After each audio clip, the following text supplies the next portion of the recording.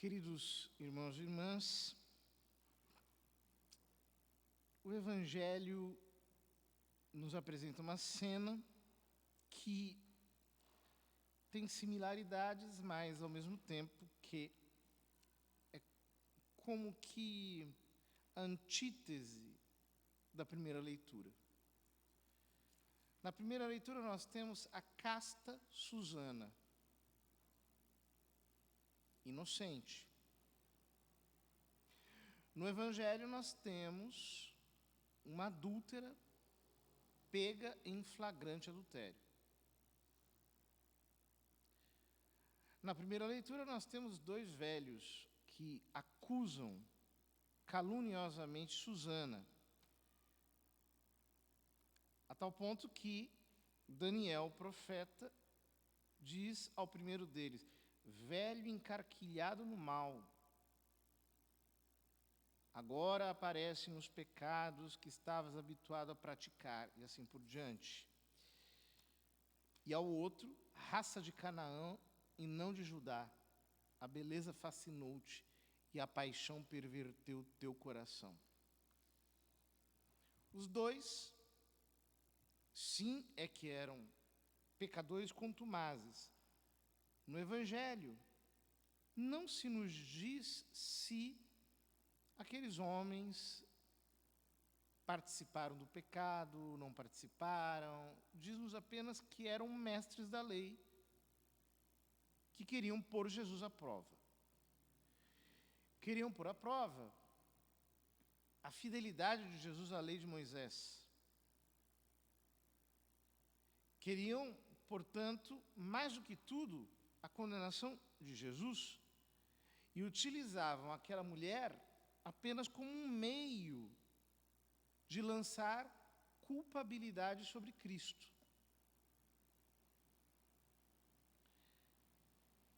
Por isso, colocando-a no meio deles, disseram a Jesus: mestre, esta mulher foi surpreendida em flagrante adultério. Moisés na lei mandou apedrejar tais mulheres. Que dizes tu? Eles já estavam dando a sentença de morte da mulher. Eles já estavam dizendo aquilo que a lei disse. Então, por que perguntar a Cristo se já está escrito na lei de Moisés, se não para apenas experimentá-lo? E, de fato, São João nos diz, perguntavam isso para experimentar Jesus e para terem motivo de o acusar. Mas Jesus, inclinando-se, começou a escrever com o dedo no chão. Há muita especulação sobre isso, porque é a única cena do Evangelho em que Jesus aparece escrevendo qualquer coisa. Todos nós sabemos que Jesus não deixou nenhum livro escrito. O Novo Testamento foi escrito pelos apóstolos, evangelistas, mas ele mesmo não deixou nada escrito. Por quê? Ele é a palavra eterna. Ele é o verbo eterno do Pai. Ele transcende a palavra escrita. Mas o que ele escreveu? Santo Agostinho, São Jerônimo especularam sobre esse assunto. Uns diziam que ele escreveu os pecados de todos os homens que estavam ali.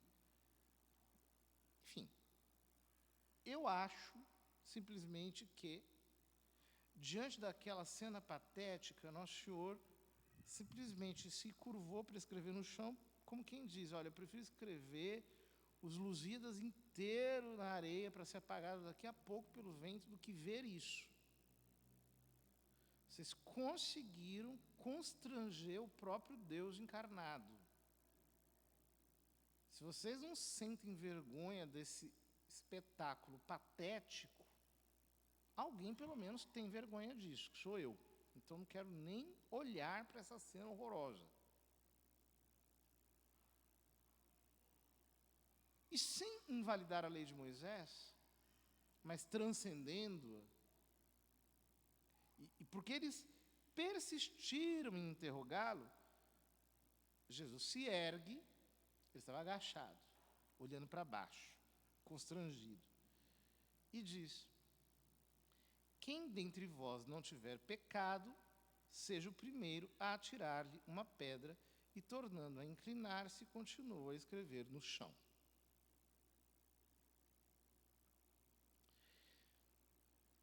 Não é sem razão que a Escritura diz que a pedra que os pedreiros rejeitaram tornou-se a pedra angular, porque com uma palavra de Nosso Senhor, assim, ele apedrejou todo mundo. Que tiro foi esse? Todos eles imediatamente foram flagrados no seu pecado. São João nos diz que, ouvindo o que Jesus falou, foram saindo um, a começar pelos mais velhos. Porque os mais velhos pecaram por mais tempo, né? Acumularam sobre si mais pecados até do que os mais novos. Então eles foram os primeiros a sair. Uma palavra de Jesus flagrou a condição pecadora de todos. E fez aparecer a verdade que nos é escancarada por São Paulo na carta aos Romanos. Todos pecaram e estão privados da glória de Deus.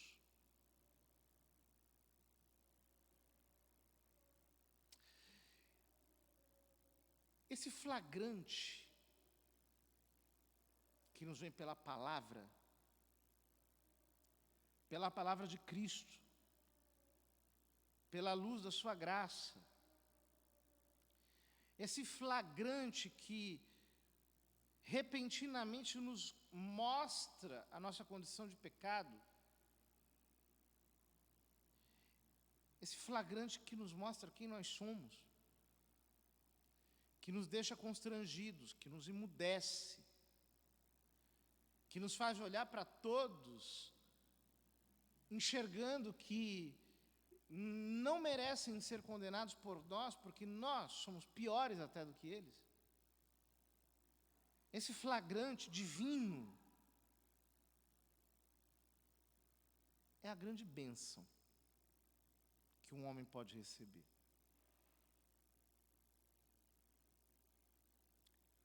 Porque quando o homem está embriagado com a sua justiça própria, sentindo-se a própria inocência encarnada, limpo, puro, acima de todo tipo de acusação, alguém que está, por assim dizer, posto sobre todas as normas, irrepreensível,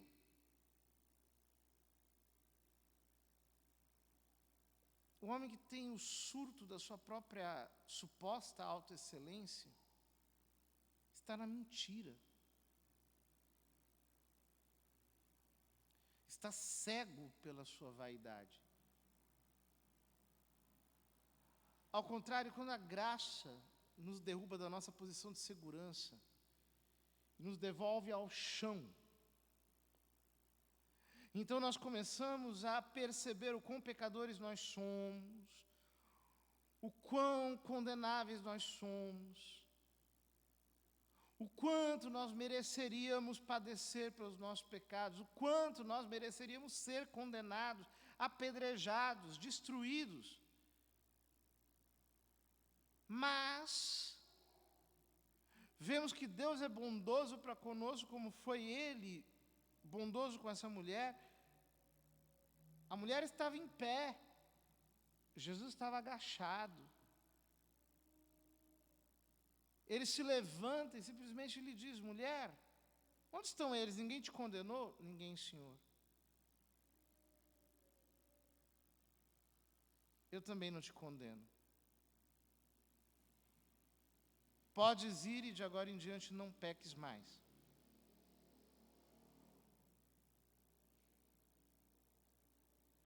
Quando nós percebemos que quando os mestres da lei querem acusar Jesus de pecado, eles estão se comportando exatamente como toda a humanidade que lançou os seus pecados sobre Cristo, para que ele se tornasse o único culpado do cosmos, naquela cruz e morresse no lugar de todos nós, para que ele pudesse chegar até nós e dizer: podes ir, eu não te condeno. Quando nós nos damos conta de que nós somos culpados, mas que ele levou sobre si as nossas culpas para nos isentar de culpa e nos dar, no lugar da condenação, a misericórdia, nós não nos sentimos mais nada aos pés da cruz. Nada. Uma pessoa que diga: eu nunca matei alguém, está tão aos pés da cruz quanto o pior dos assassinos. Necessitado de misericórdia e perdão, porque todos pecaram. Alguém que diga: eu nunca adulterei,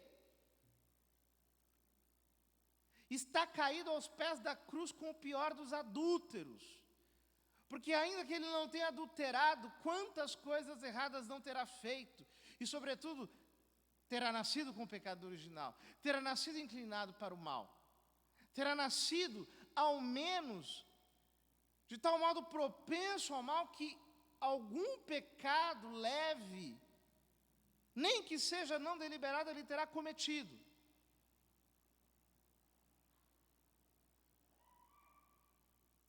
Ele necessita de misericórdia e perdão, tanto quanto o pior de todos os homens. Eu não posso olhar para ninguém com desprezo. Eu não tenho direito de pegar pedra e lançar sobre ninguém, porque eu também tinha que ser apedrejado. Mas ele assumiu o meu apedrejamento. Ele assumiu a morte que eu merecia. Ele assumiu o pecado que era meu. Aceitou ser condenado em meu lugar para me dar misericórdia. Como eu irei me sentir digno de qualquer coisa? Como eu, por mim mesmo, me olharei como alguém que merece ou que é digno de honra ou digno de estima? Não. Eu me humilho, eu vou para o chão. Eu vou lembrar dos meus pecados, eu vou lembrar de que o meu pecado está sempre à minha frente, como diz Davi. Eu vou me lembrar de que eu não sou nada, sou apenas um ser deficiente, fraco, que foi alcançado por grande misericórdia. E aí o meu olhar muda. Eu vou olhar para qualquer pessoa que passa, para alguém que está embriagado, para um outro que está preso aos seus vícios sexuais, para outro que está cheio de ódio no coração, para outro que está amarrado pela feitiçaria, para outro que está preso por um crime. Eu vou olhar para todos eles com grande condescendência, com grande compaixão, com grande misericórdia, porque eu terei entendido que eu não sou melhor do que eles.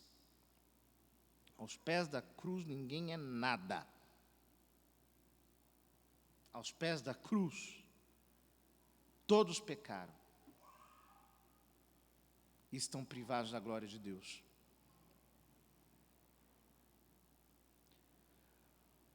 O problema da nossa geração é que ela não quer mais ser confrontada com o pecado. Ela quer imunizar-se para a culpa, dizendo que nada é pecado, eu posso fazer o que eu quero. Então, protegendo-se da graça do arrependimento, a nossa geração se protege da salvação. Se defende da misericórdia. Se evade do perdão. Porque não há como perdoar quem não se reconhece pecador.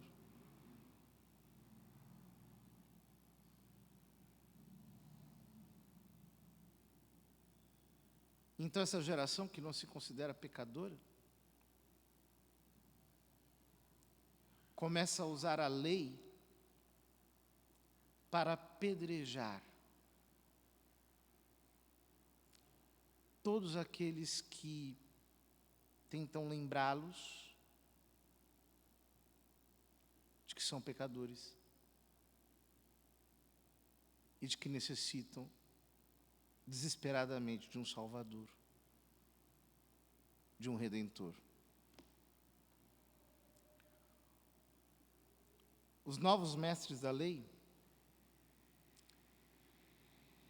estão apedrejando a igreja, representada aqui por essa mulher adúltera, que em seus filhos cometeu muitos pecados ao longo da história, mas que é a lembrança viva de que todos pecaram e de que, se não fosse a misericórdia do Senhor, como nos diz o profeta Jeremias, nós já teríamos sido consumidos. E mesmo assim, no chão, na vergonha, na dilapidação pública, nós somos chamados a ter um olhar de misericórdia, de bondade, de compreensão, até para com estes. Porque todos pecaram. Que Deus infunda em nós essa humildade, que nós nos coloquemos exatamente ao chão. Porque Cristo se abaixou. Como nós podemos permanecer ousadamente em pé, enquanto, na verdade, nós somos os únicos culpados? Vamos, portanto, para o chão. Desçamos para o aniquilamento da humildade, e assim seremos levados por Deus a um mergulho mais profundo no grandioso mistério da nossa redenção.